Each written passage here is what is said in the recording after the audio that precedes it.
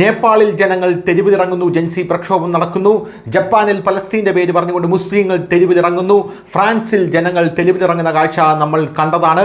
ബംഗ്ലാദേശിൽ ഇറങ്ങുന്നു, പാകിസ്ഥാനിൽ ഇറങ്ങുന്നു. ഇപ്പോഴിതാ മറ്റൊരു രാജ്യത്തുകൂടെ ജനങ്ങൾ തെരുവിലിറങ്ങുകയാണ്.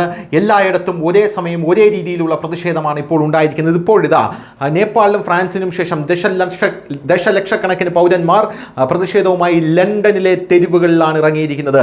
സമീപകാല ചരിത്രത്തിലെ വലതുപക്ഷ സംഘടനകൾ നടത്തിയ ഏറ്റവും വലിയ പ്രകടനമാണ് ഇപ്പോൾ ലണ്ടനിൽ നടക്കുന്നത്.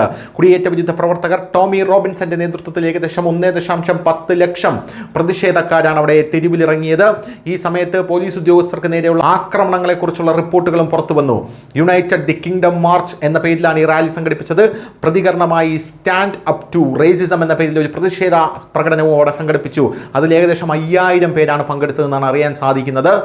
ഈ രണ്ട് ഗ്രൂപ്പുകളെയും തടയാൻ പോലീസ് വലിയ ശ്രമം നടത്തിയെങ്കിലും പരാജയപ്പെട്ടു എന്ന റിപ്പോർട്ടുകളുമുണ്ട്. ഇരു വിഭാഗങ്ങളും തമ്മിൽ ഏറ്റുമുട്ടുന്നത് തടയാനാണ് മെട്രോപൊളിറ്റൻ പോലീസിന് നിരവധി തവണ ഇടപെടേണ്ടി വന്നത്. ചില പ്രതിഷേധക്കാർ സുരക്ഷാ വലയം ഭേദിച്ച് നിയന്ത്രിത പ്രദേശങ്ങളിലേക്ക് കടക്കാൻ ശ്രമിച്ചതായിട്ട് പോലീസ് പറഞ്ഞു.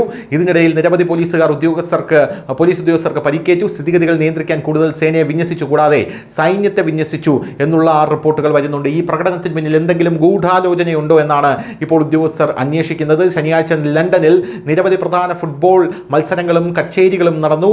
1600-ലധികം ഉദ്യോഗസ്ഥരെ പോലീസ് വിന്യസിച്ചു. മറ്റ് നഗരങ്ങളിൽ നിന്ന് 500 ഉദ്യോഗസ്ഥരെ വിളിച്ചു വരുത്തി. ഈ പ്രകടനം എവിടെ നിന്നാണ് ആരംഭിച്ചതെന്ന് ചോദിച്ചാൽ ബ്രിട്ടനിലെ കുടിയേറ്റ ഹോട്ടലുകൾക്ക് പുറത്ത് യൂണിയൻ ജാക്കറ്റുകളും ചുവപ്പും വെള്ളയും നിറത്തിലുള്ള സെന്റ് ജോർജ് ക്രോസ് പതാകകളും വീശിയാണ് ഈ മാർച്ച് ആരംഭിച്ചത് എന്ന് നമുക്ക് പറയാൻ സാധിക്കും.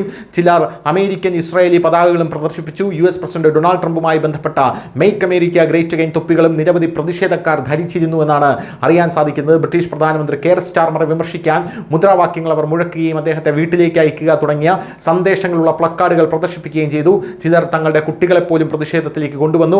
റാലിയിൽ അമേരിക്കൻ യാഥാസ്ഥിതിക നേതാവ് ചാർലി കുർക്കിന്റെ സമീപകാല കൊലപാതകത്തിൽ പ്രതിഷേധക്കാർ അനുശോചിച്ചുവെന്നും അറിയാൻ സാധിക്കുന്നു. സ്റ്റീഫൻ യാക്സ്ലി ലെനൻ എന്ന വ്യക്തിയുടെ യഥാർത്ഥ പേര് ടോബി റോബിൻസൺ എന്നാണ്.